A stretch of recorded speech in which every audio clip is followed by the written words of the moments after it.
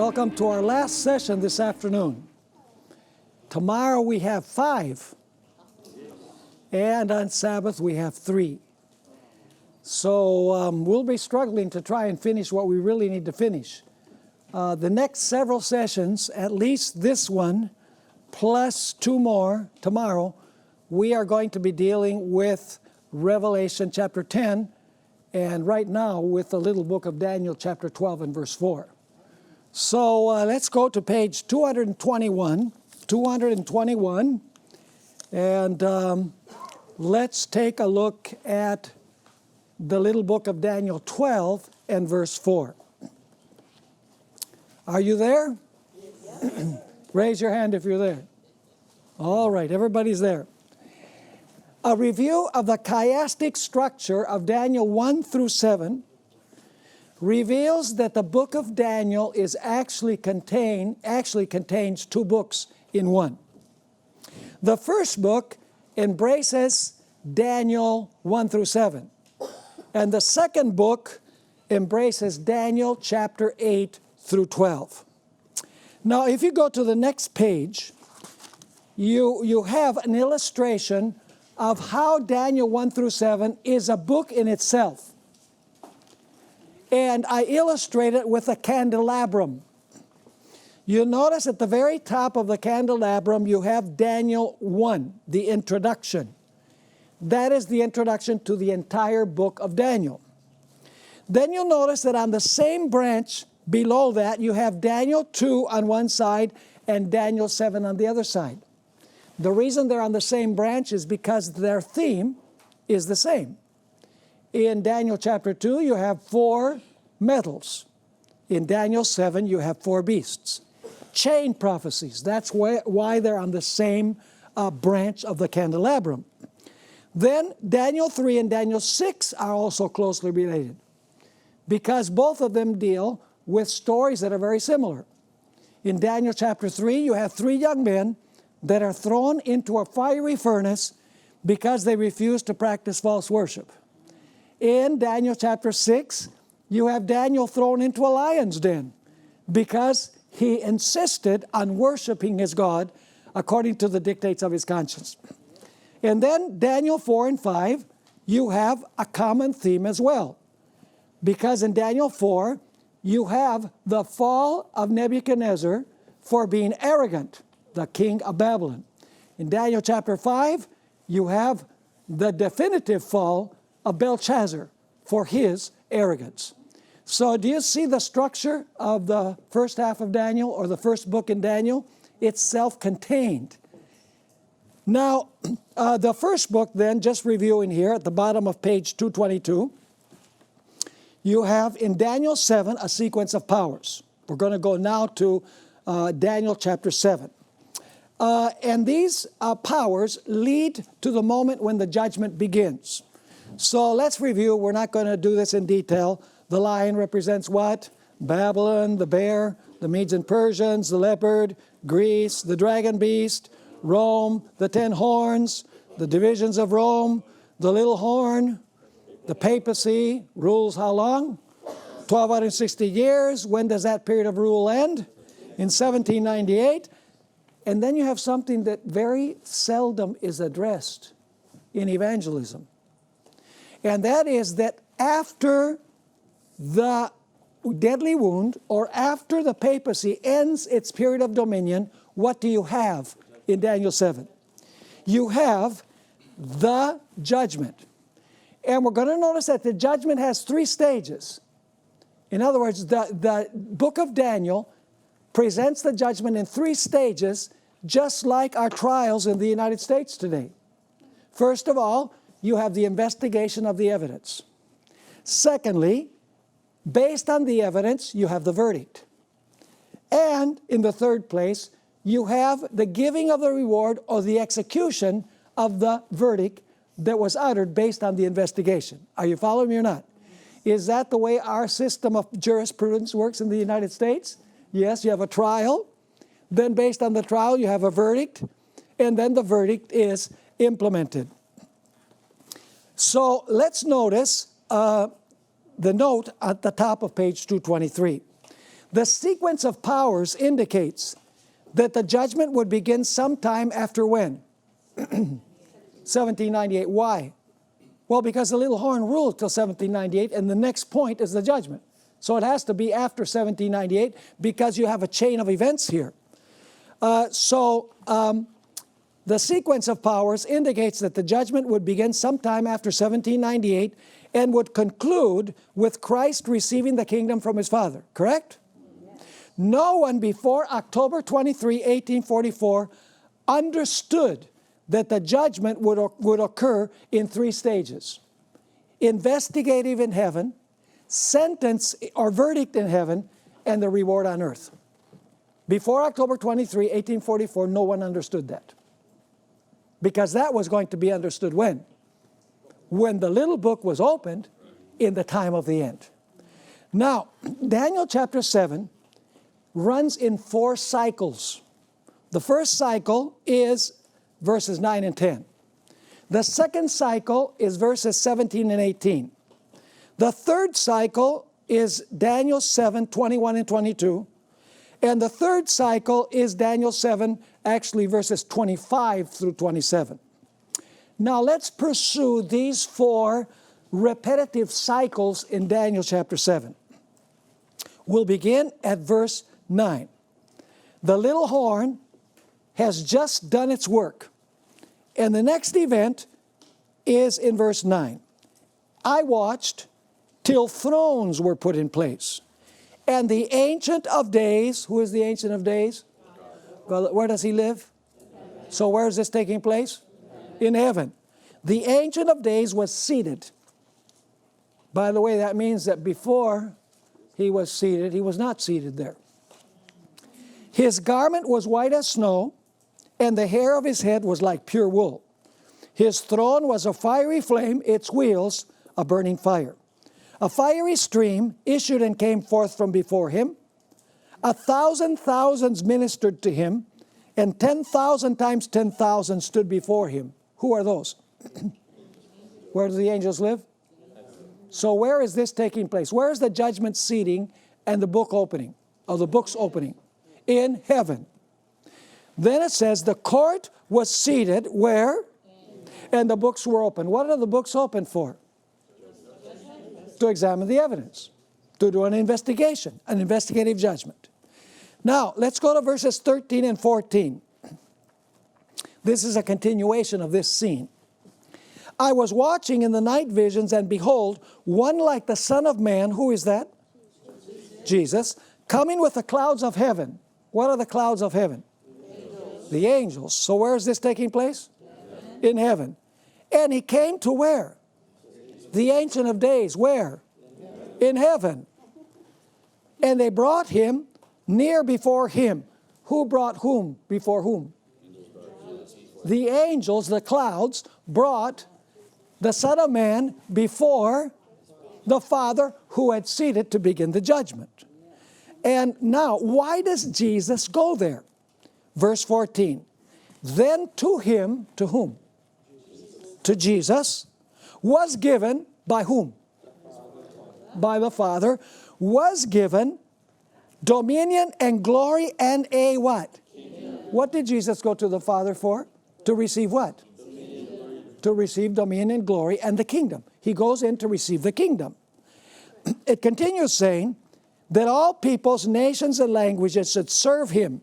His dominion is an everlasting dominion which shall not pass away, and his kingdom the one which shall not be destroyed. Where does the investigation take place? Where does Jesus receive the kingdom? In heaven. Correct? He goes to the Ancient of Days to receive what? The kingdom. So the investigation takes place up there, and he receives the kingdom up there. The sentence to receive the kingdom is given up there. Now, let's go to verses 17 and 18. Now comes the interpretation. The vision in Daniel 7 is from verses 1 through 14. Then come 3 cycles that add explanations. Daniel wants to know what these beasts represent and what the kingdom is all about. So in verse 17, the angel comes back and says to him, those great beasts which are four kings or kingdoms which arise out of the earth. But the saints of the Most High shall receive what? The kingdom and possess the kingdom. Let me ask you, is the possessing of the kingdom when the verdict is actually implemented and the saints actually receive the kingdom? Absolutely. So, a short explanation is given here of the four beasts. Not in a lot of detail. The angel simply says, the four beasts are four kings or kingdoms. And after that, he says, the saints of the Most High will receive the kingdom and possess the kingdom forever, even forever and ever. Short explanation. Daniel isn't satisfied. He says, I need to know more, especially about the fourth beast and the judgment scene. And so in verse 21, we find these words. I was watching, and the same horn, see, he's going back to talk about the little horn period now. What period of history is this? From what date to what date? 538, 1798. Which trumpet? Fourth trumpet. So it says, I was watching as the same horn was making war against the saints and prevailing against them until when? Until the Ancient of Days came. Came to where? To the Father. Right? This is amplifying what we find before. Until the Ancient of Days came, and judgment was made what? In favor of the saints of the Most High. Where was the judgment in favor of the saints given? On earth or in heaven? In heaven. Until the Ancient of Days came, and a judgment was made in favor of the saints of the Most High. So let me ask you, is that the verdict? Of course it is. A judgment was made in favor of the saints of the Most High. Where is the verdict given? In heaven. But when is the verdict implemented? Let's continue reading. And the time came for the saints to possess the kingdom. Is that the implementation of the verdict? Do you see the three stages? Investigation, verdict, implementation of the verdict. So it says, and the time came for the saints to possess the kingdom. Daniel still wants to know more. So in verse 25, God, once again, the angel once again goes back to talk about the little horn. Verse 25. See, even Daniel runs in cycles. The little horn shall speak pompous words against the Most High, shall persecute the saints of the Most High, shall intend to change times and law, then the saints shall be given into his hand for a time and times and half a time. But then what's going to happen? But the court shall be seated where? We already noticed that that's in heaven. And what happens? The court is seated, and what is going to happen? And they shall take away his dominion. Where? In heaven. To consume and destroy it forever. Then the kingdom and the greatness of the kingdoms under the whole heaven shall be given to the people, the saints of the Most High. So who receives the kingdom first? Jesus. Who receives the kingdom then as an implementation of the verdict? The saints, with Jesus. So it says in verse 27, then the kingdom and dominion and the greatness of the kingdoms under the whole heaven shall be given to the people, the saints of the Most High. His kingdom is an everlasting kingdom, and all dominions shall serve and obey him. That is Jesus. Are you catching the picture? This could not be understood until October 23, 1844. The Millerites did not understand it. That's why they were greatly disappointed.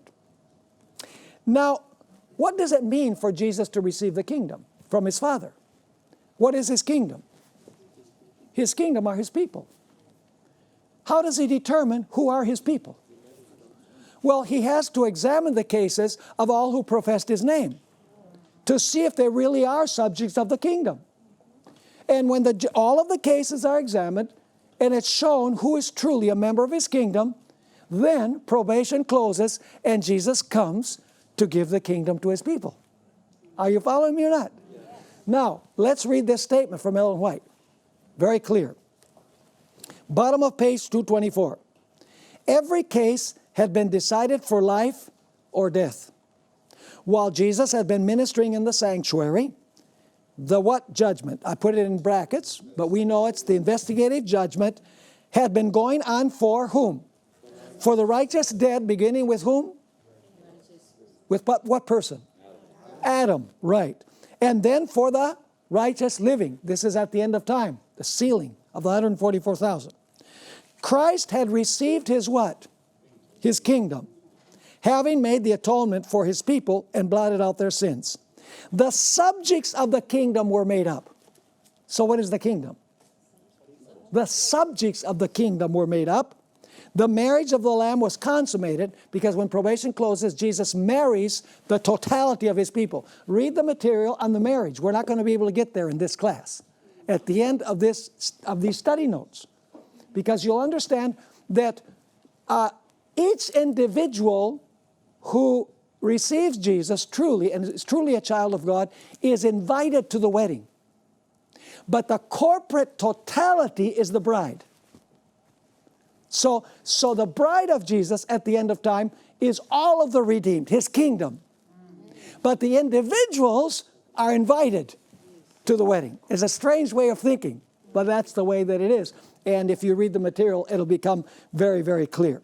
She continues, by the way, taking the kingdom and marrying his kingdom is the same thing. Two different ways of saying the same thing. So it says, the subjects of the kingdom were made up, the marriage of the Lamb was consummated, and the kingdom and the greatness of the kingdom under the whole heaven was given to whom? To Jesus. And to whom else? The heirs of salvation. Is that what Daniel 7 said? That the kingdom is given to Jesus and then to the heirs? Yes. And Jesus was to reign as King of Kings and Lord of Lords. Let me give you an illustration of what happens during the investigative judgment. I want you to imagine the time when the case of John Huss appears before the heavenly court. We don't know when that was. It's in chronological order according to when a person lived. So let me ask you, was the judgment against John Huss a travesty in justice? Yes. Was he innocent? Yes. And yet the innocent died, and those who were guilty lived. How much justice is there in that? There's no justice at all. Does God have to rectify that? A just God has to rectify that. So when the earthly court pronounced a wrong judgment against Huss and killed him, the little horn prevailed. It went well for him. The righteous die and the unrighteous live. So in the judgment in heaven, God says, John Huss, present yourself before my judgment seat. I'm dramatizing for effect. And so an angel brings John Huss's DVD, the record of his life. And the record of his life is examined. And the heavenly jury is aghast. The heavenly jury says, now wait a minute, something is wrong here. John Huss gave his life to Jesus. He was faithful. And yet a wrong judgment was given on earth. We need to rectify this. And so a judgment is proclaimed in favor of John Huss. Let me ask you, what is the focus here?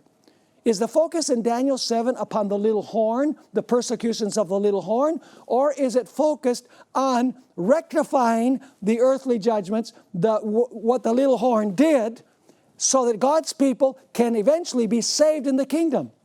You know, it's a wrong question to say, is the center of Daniel 7 the little horn or the saints receiving the kingdom? Because in order for the saints that were trampled by the little horn to receive the kingdom, it's necessary for the heavenly court to rectify the situation. Is this making sense? This is a fundamental Seventh-day Adventist doctrine. Now let's go to page 225.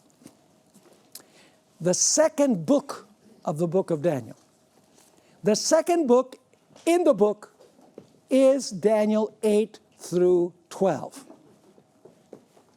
Is Daniel 7 a book? Self-contained? Yes. It has You know, everything in a chiastic order. But the second book is the book that is mentioned in Daniel 12, verse 4. What does it say?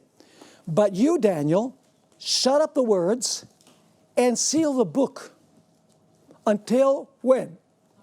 The time of the end. Was the book going to be sealed forever? No, the book would be sealed in the times of Daniel, and it would be opened when? In the time of the end. Many shall run to and fro. When will they run to and fro? In the time of the end. And knowledge shall increase, which means that there's going to be airplanes and automobiles and locomotives and nuclear weapons and electric toothbrushes. That's not what it's saying. Knowledge of what will increase? Knowledge of what's in the little book, because the little book has been opened. That's much more powerful in evangelism when we show people that that's exactly what happened leading up to 1844. People were interested in Daniel 8 through 12. The second book in Daniel was closed and sealed in the days of the prophet, around 538 BC, to be opened in the time of the end, 1798. This verse has nothing to do with the increase of science and technology. When God removes the seal from the book at the end of time, the people will run to and fro seeking an increased knowledge of the contents of the book. This is the way that Ellen White invariably understood the expression, knowledge shall be increased. She never refers to that as an increase of technology. You know, Amos 8, 1, 11, and 12 uses the same idiom. Notice Amos 8, 11, and 12.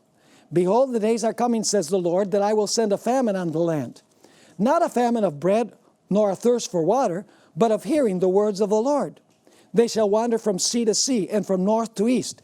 They shall run to and fro. That's the exact expression. Well, many will run to and fro, that we find in Daniel 12, verse 4. But what are people running to find? Many shall, they say, they shall run to and fro, seeking what? The word of the Lord, but shall not find it. So the portion, listen carefully, the portion of Daniel that was sealed is not the total book. It is Daniel 8 through 12, and not even all of Daniel 8 through 12. The portion that has to do with the 2,300 days and the beginning of the investigative judgment in 1844. That was sealed and could not be understood until the day after. Now, you say, where do you get that from? What proof do we have of that? Well, let's examine 5 proofs. The Bible says in the voice of 1 or 2 or 3 witnesses. So let's give 5, just in case. The book of Daniel contains 2 different languages. Chapter 1 is the introduction to the entire book. It is in Hebrew. But chapters 2 through 7 are in Aramaic. And chapters 8 through 12 are in Hebrew. Does that seem to mark a distinction between the first half of the book and the second half of the book? The change in language? Absolutely. That's one evidence that you're dealing with 2 books within a book. Reason number 2. There is clear evidence that most of Daniel 1 through 7, with the exception of the judgment scene in Daniel 7, was understood long before the time of the end.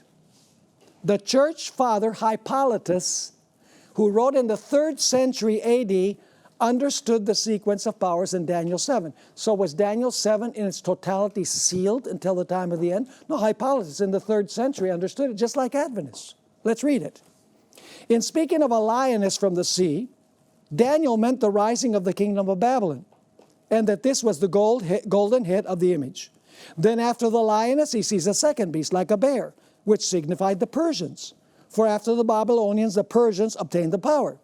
And in saying that it had 3 ribs in its mouth, he pointed to 3 nations, Persians, Medes, and Babylonians, which were expressed in the image by the silver after the gold. Then comes a third beast, a leopard, which means the Greeks. For after the Persians, Alexander of Macedon had the power when Darius was overthrown, which was also indicated by the brass in the image. And in saying that the beast had 4 wings of a fowl and 4 heads, he showed most clearly how the kingdom of Alexander was parted in 4 divisions. Are we doing well? Yeah. Sounds like an Adventist, doesn't he? For in speaking of four heads, he meant the four kings that arose out of it. For Alexander, when dying, divided his kingdom into four parts.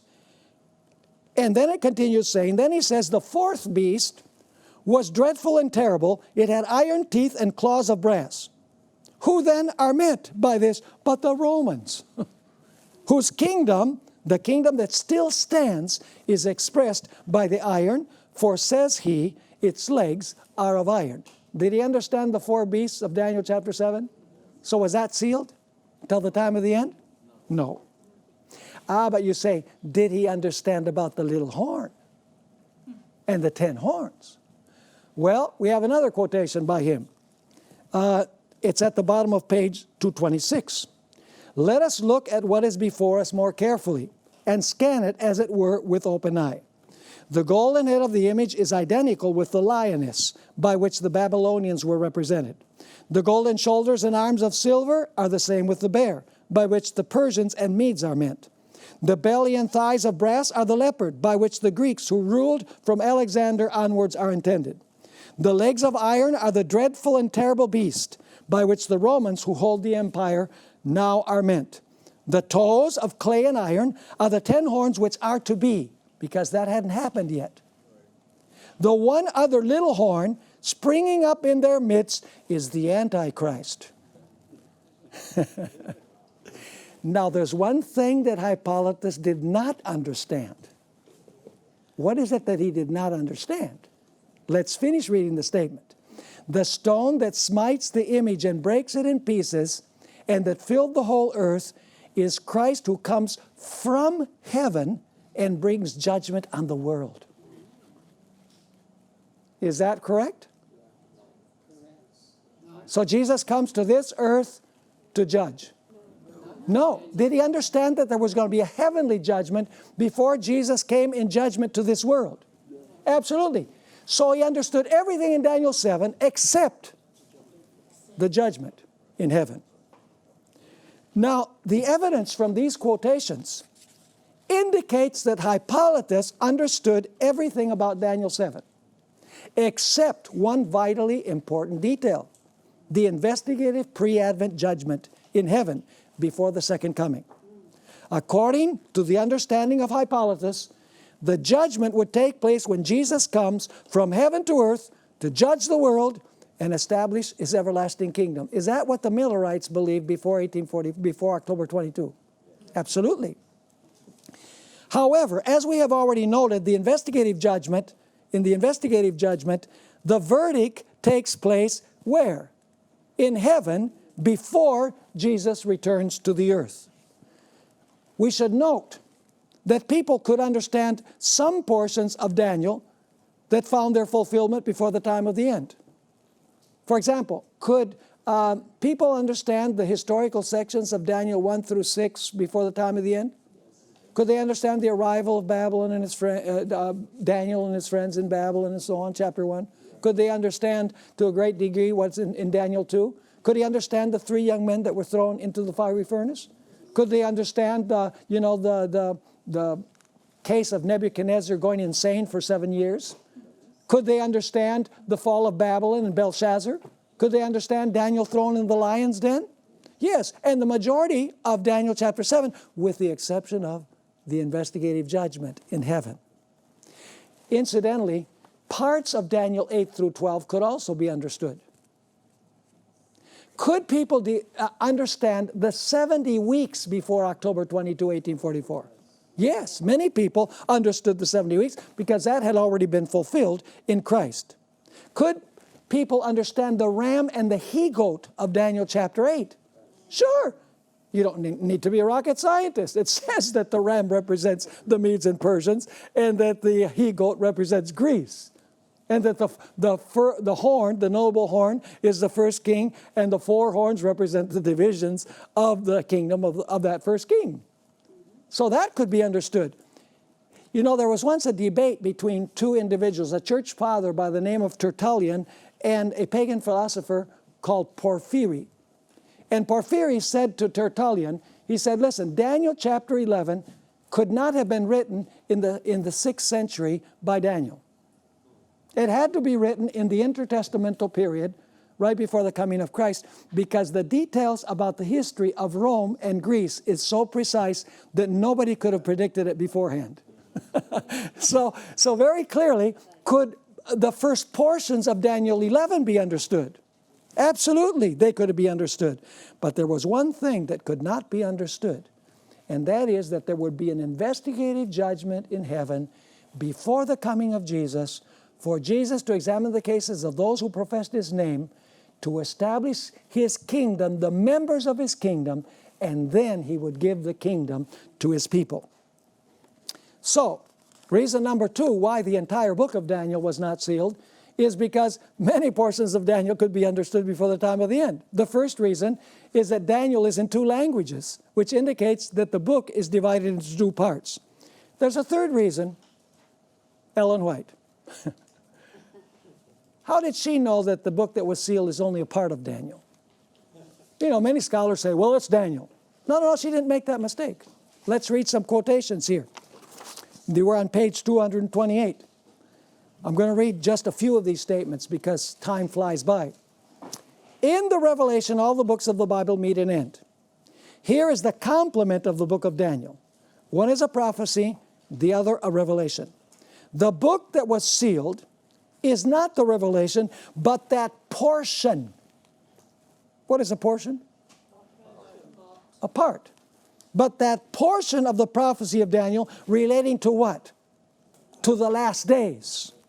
The angel commanded, but thou, O Daniel, shut up the words and seal the book even to the time of the end. So what is it that is sealed? A portion of the book having to do with what? With the last days. Notice the next statement. Great Controversy 355. The message of salvation has been preached in all ages. But this message, she's referring to the first angel's message, the hour of his judgment is come.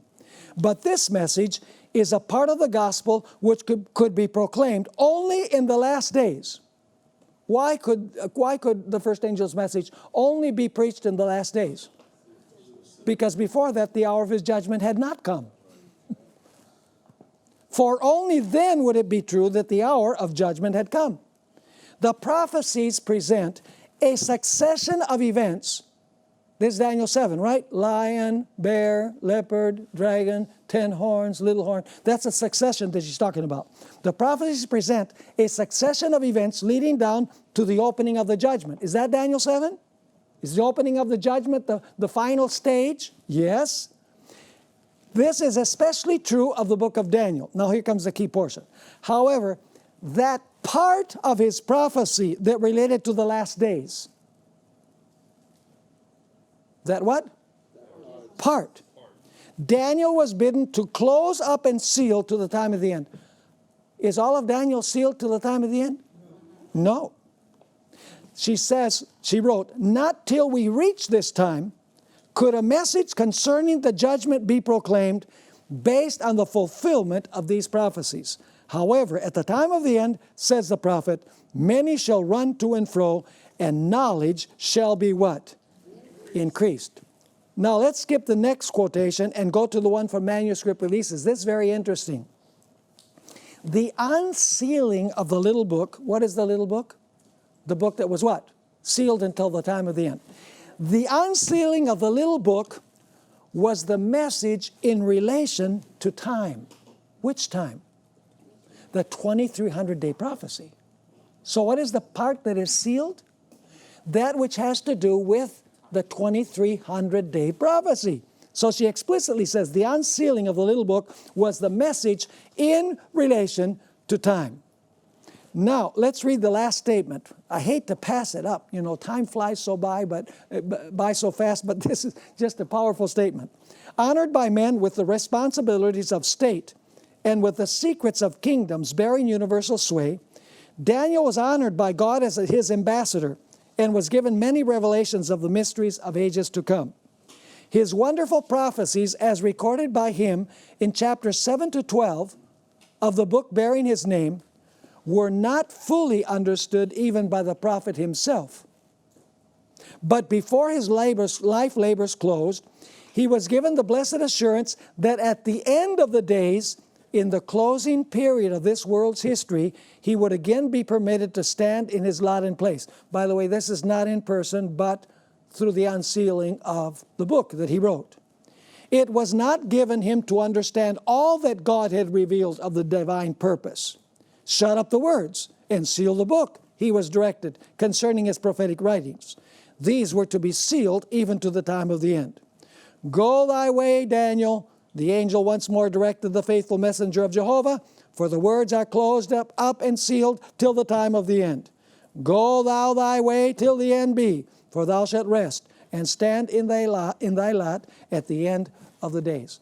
So what is the aspect that was not understood, particularly by Daniel? It was the event that had to do with time, the prophecy of the 2300 days. So are you understanding reason number 3? Now let's go to reason number 4. The internal evidence of Daniel 8 through 12 proves beyond any doubt that these chapters compose the little book sealed until the time of the end. In other words, when you examine the chapters themselves, you discover this. These chapters have a central theme that bonds them together. The 2300 days and the beginning date for the heavenly investigative judgment. That's a central theme of Daniel 8 through 12. Let us consider the content of these chapters one by one to see how they relate to the 2300 days and the heavenly judgment. So we'll go quickly. Daniel 8. You should have this memorized because it was a Sabbath school lesson last Sabbath. The vision in this chapter describes the historical chain of events that precede the beginning of the investigative judgment. What do we have first in Daniel 8? A ram with 2 horns. What does that represent? Medo-Persia. Then you have a he-goat. What kingdom? Greece. Then you have a notable horn on the head of the he-goat. What is that? It is the first king, Alexander the Great. Then 4 horns come out of the head of the scapegoat after the great horn is broken. That is the 4 divisions of what? Of the Grecian Empire. Then you have a little horn that first extends how? Geographically, horizontally, and then morphs into a system that challenges the God of heaven, tramples the saints, and messes with the sanctuary. And then, when Daniel 8 ends, the vision itself ends with 2 heavenly messengers speaking, and one heavenly messenger asks, until when will this vision be? The totality of the vision. And what is the answer of the other? Until 2,300 days, the sanctuary shall be what? Shall be cleansed. Now, I want you to notice something very important here. The vision covers what? The question is, until when is the vision? The vision covers from Medo-Persia to what? To the cleansing of the sanctuary, right? Now remember that, because we're going to come back to that. The vision, until when the vision, is the same word vision that is used early in the chapter to describe Medo-Persia, Greece, the first king, the 4th king, the little horn geographically, and the little horn vertically. So this covers the entire vision that has been given in Daniel chapter 8. And then the interesting thing is that Gabriel comes and he tries to explain to Daniel particularly the time element of this prophecy. And what happens with Daniel? He just can't get it. The chapter ends by saying, I didn't understand. But do you know what he didn't understand? There's 2 words for vision in Daniel 8. Unless you're able to go to the Hebrew, you would never know it. The first is the word shazon, which describes the entire vision, from Medo-Persia all the way till the cleansing of the sanctuary. The second word is mare, and the word mare applies only to the 2,300 days of the vision. It's specialized in that particular point. And at the end of Daniel 8, Daniel doesn't say, I didn't understand the chazon. Daniel says, I did not understand the mare. I did not understand the 2,300 days. So in Daniel 8, Daniel gets sick, And Gabriel was not able to finish the explanation. Did Gabriel give an explanation of when the 2300 days begin in Daniel 8? No. Did he explain when they end? No, he just said 2,300 days. So now Daniel is confused because God had said that Israel was going to be captive for 70 years. Then they would go back and they would reestablish their temple and they would build the walls. They would establish their religion. And now he says 2,300 years. That means then that probably we were so sinful that God has decided that he's going to extend the period from 70 years to 2,300 years. So in Daniel chapter 9, the very next chapter, the chapter begins and Daniel is studying the prophecy of the 70 years. Why is he studying the prophecy of the 70 years? Well, because he can't make sense of 70 years versus 2,300 years. And then after it says that he's studying the 70 years, then the text tells us that Daniel begins a prayer. We've sinned. We're wicked. We deserve exactly what we got. We broke the covenant.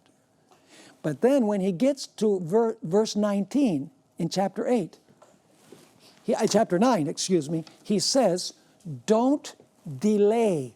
That's an important word. He's saying to God, don't delay. Don't delay what? Don't delay in fulfilling your prophecy of 70 years of captivity.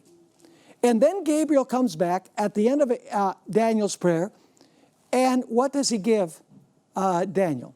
An explanation of what? The 70 weeks. From the going forth of the command to restore and build Jerusalem. Basically, I'm going to summarize, there's going to be a period of what? 70 weeks, allotted for the Jewish nation, which is 490 years. The 490 years are the first part of which prophecy? The first part of the prophecy of the 2300 days, and it gives us the what? The starting point. So is Daniel 9 related to the 2300 days? Yes, gives us the starting point. Does it also give us the ending point? Of course, if you know the starting point, and you know it's 2,300 years, you're going to know when they end. So the 70 weeks are the first part. It gives us a starting point for the prophecy that was given in Daniel chapter 8. Are you with me so far? Then in Daniel chapter 10, we have an interesting battle. That's the lesson for this week. By the way, it is a very important chapter. Have you ever heard a sermon in Daniel 10? It's not one of the chapters that we study, but it is crucially important. There's an entire chapter in these study notes on Daniel chapter 10, which you need to take a look at. But now I can only give you a synthesis of how it's related to the 2300 days. Now let me ask you, in order for the 2300-day prophecy to be fulfilled, was it necessary for Israel to go back to their land to rebuild the temple? Of course.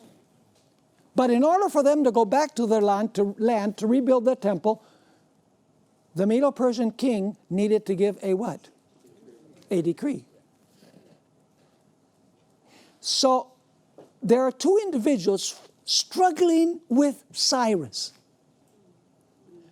One is called the Prince of Persia, and the other one is called Michael. Actually, it's Gabriel first, and then Michael. And they're struggling. What are they struggling about? They're struggling with the mind of Cyrus for Cyrus to give the decree for God's people to go back and to rebuild the temple, and then ultimate decrees will give them permission also to establish the theocracy so that the prophecy of the 70 weeks can begin on time. You think Satan was able to interpret the prophecy of the 70 weeks and the 2300 days? Why do you suppose the devil rose up so many counterfeit movements around 1844? Marxism, evolutionism, the Baha'i, the Jehovah's Witnesses, the Mormons, spiritualism, you name it, one after another, because the devil knew that God was going to raise up a true movement, and he wanted to confuse the minds of people. Are you following me or not? And so we find in Daniel chapter 10 this battle. Is Daniel 10 related somehow to the 2300 days? Of course, the decree has to be given so that the 2300 days can begin on time. Let me read this statement from Ellen White. It's in your manual here. Let me see if I can find it. It's on page 232.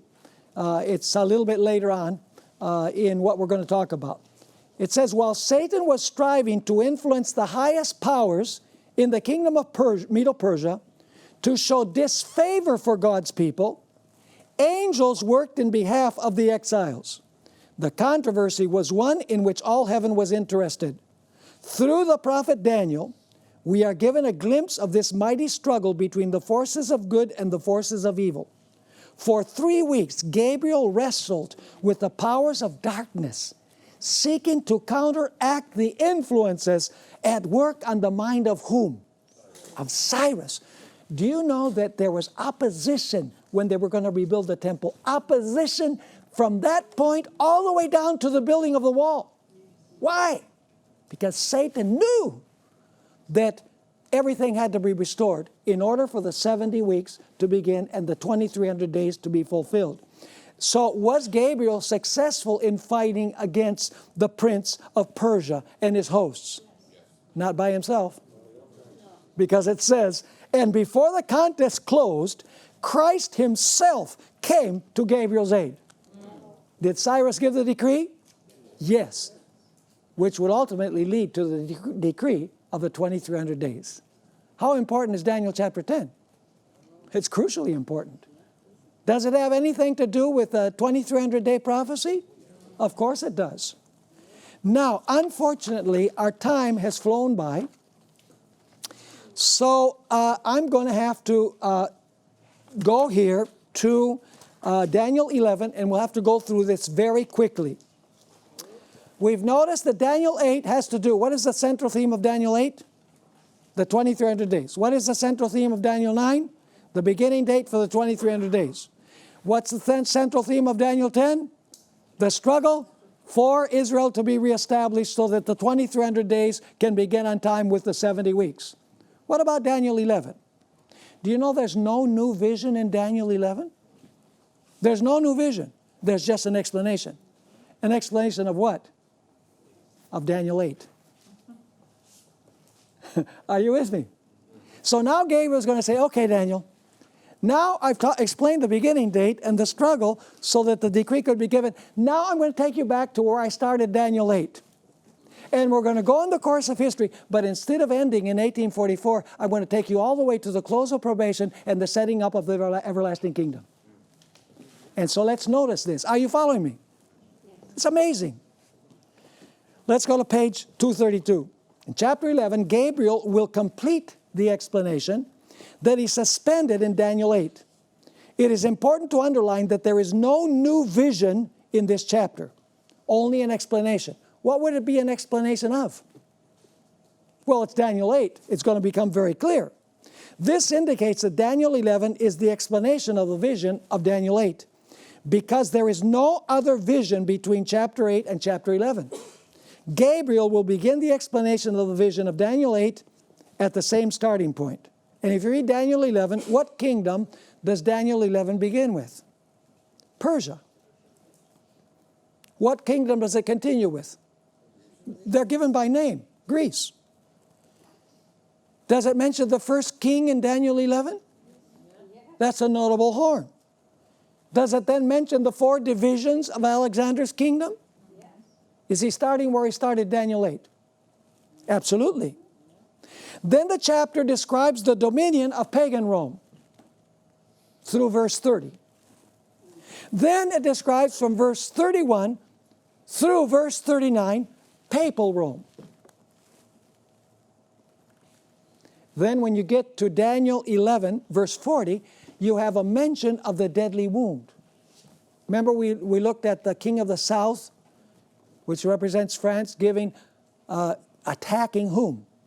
The king of the north. So is this taking you to 1798 and to the French Revolution? Absolutely. But the vision takes us well beyond the 1260 years of papal oppression to the final persecution of God's people when the king of the north's wound is healed. Have you noticed in Daniel 11, after it says that the king of the south attacks the king of the north, that suddenly the king of the north overwhelms everything? So, is the deadly wound given to the king of, by the king of the south to the king of the north the last end of the story? No, because then the king of the north goes out and conquers everything. We're on page 233. When the king of the north goes out to destroy and annihilate God's people and sets up in a strategic point to deliver a final death blow, what happens? Michael stands up. Do you know what that is? That's the end of the judgment that began in 1844. It's the close of probation. When Jesus changes his garments from his high priestly garments to his garments of vengeance. So does Daniel 11 take us far beyond 1844? The beginning of the judgment. Yeah, if Daniel hadn't gotten sick, probably Gabriel would have given him everything. But he got sick, so Gabriel had to wait to explain. So Michael standing up represents the close of human probation. You say, how do we know that? Because the same expression, stand up, is used in verses 2 and 3, and it refers to kings beginning to reign. And when will Jesus begin to reign? When his kingdom is made up. And when will his kingdom be made up? When the investigative judgment ends. Now we continue. The vision of Daniel 8 only explained the prophetic chain from the kingdom of Persia to the beginning of the judgment at the end of the 2300 days. The explanation of Daniel 11 begins at the same starting point as Daniel 8, but takes us beyond the beginning of the judgment to at the conclusion of the 2300 days to the close of the investigative judgment when Michael stands up. After Michael stands up, what's going to happen? Daniel 12 verse 1 says, Michael will stand up. Probation will close. What's going to happen after that? Oh, it says God's people will go through what? To the worst time of trouble in history. But at the moment when it appears like the king of the north is going to annihilate them, what's going to happen? At the end of the time of trouble, God will what? Deliver his people from the wrath of the king of the north.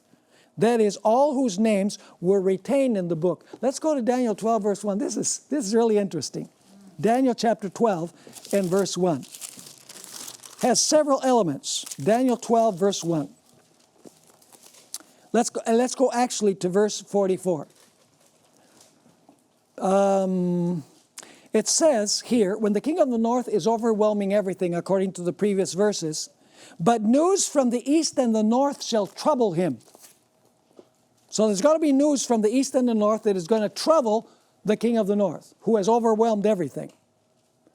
What comes from the east? The angel that seals comes from the rising sun. And the north is where? Up. Revelation 18 speaks about an angel that descends from heaven. The whole world is filled with his glory. Is that going to really alarm the papacy? Absolutely. And what is he going to do as a result? Therefore, he shall go out with great fury to destroy and annihilate many. But when he goes out to annihilate many, what happens? Verse 1 of chapter 12. At that time, Michael shall stand up. What does that mean, Michael shall stand up? Probation closes. Is that the end of the story? No. It says the great prince who stands watch over the sons of your people. And then what comes? There shall be a time of trouble such as never was since there was a nation. So is there a period after the close of probation before Jesus comes to give the kingdom to his people? Yes. And it says, and at that time, your people shall be what? Delivered. And here's an important detail. Everyone who is found written in the book. Amen. How is it determined who will be written in the book? What determined who would be written in the book? The investigative judgment. People say, well, the investigative judgment, that was Ellen White's invention. It was not Ellen White's invention. It's all over the Bible. But notice that not only does Gabriel take Daniel to the close of the wrath of the king of the north, of the papacy, setting up in a strategic place to deliver a death blow, the loud cry of the fourth angel, and the sealing, and the close of probation, and the time of trouble, and the deliverance of God's people. It goes even beyond. And many of those who sleep in the dust of the earth shall awake. This is what is called the special resurrection. Don't have time to get into that. And many of those who sleep in the dust of the earth shall awake, some to everlasting life, and some to shame and everlasting contempt. Those who pierced Jesus will resurrect in that special resurrection. And those who died in the faith of the third angel's message will resurrect during that period. It doesn't end there, though. It ends with the everlasting kingdom. It says, those who are wise shall shine like the brightness of the firmament, and those who turn many to righteousness like the stars, what? Like the stars forever and ever. Are you following me? Now, there's a fifth reason. The internal evidence shows us that really Daniel 8 through 12 has a central theme, right? We notice chapter 8, 9, 10, 11, and 12 through 12 and verse 3. Now, let me ask you this. If Daniel 12 verse 4 says that the book is sealed until the time of the end, would you expect there to be some place in the Bible where it talks about that book being opened? And that the book has to do with the judgment? In the judgment hour message is going to cause a disappointment? But after that, it has to be preached that the temple has to be measured? Hello?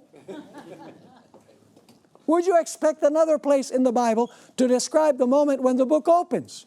Yes. Do we have such a passage in Scripture? Yes. Where is it? In Revelation chapter 10. A powerful angel descends from heaven with an open book in his hand. And the entire chapter has to do with the judgment. And so, tomorrow in our first session, we will study about the opening of the little book that was sealed. So as I always say, don't miss the next exciting episode.